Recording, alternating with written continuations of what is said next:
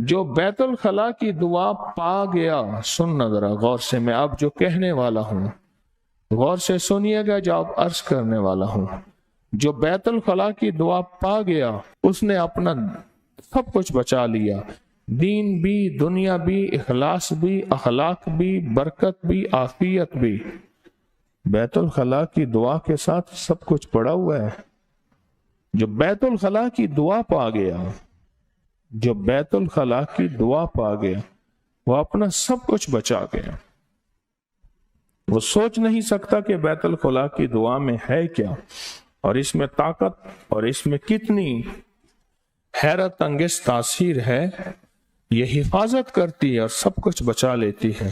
اس کی مشق شروع کر دیں اور بیت الخلا کی دعا کی مشق کریں، پھر مشق کریں۔ اگر بھول گئے، اندر یاد آ گئی تو دل میں پڑھنا، زبان پہ نہ پڑھنا، پڑھ ضرور لینا۔ زبان پہ نہیں پڑھ سکتے پھر، کیونکہ دین کو بھی کرنا ہے اور دین کی ترتیب کے مطابق کرنا ہے، دین پہ بھی چلنا ہے اور چلنا بھی دین کی ترتیب کے مطابق ہے۔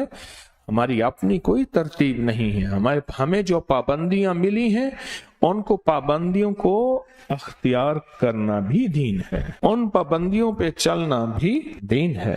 مشق کریں، بیت الخلا لٹنے سے بچائے گا، بیت الخلا کی دعا لٹنے سے بچائے گا۔ آپ نہیں سوچ سکتے کہ آپ کتنی چیزوں سے لٹنے سے بچ جائیں، دولت سے لٹنے سے، صحت کے لٹنے سے، اخلاق کے لٹنے سے، نیکیوں کے لٹنے سے، کتنی چیزوں سے آپ بچ جائیں گے۔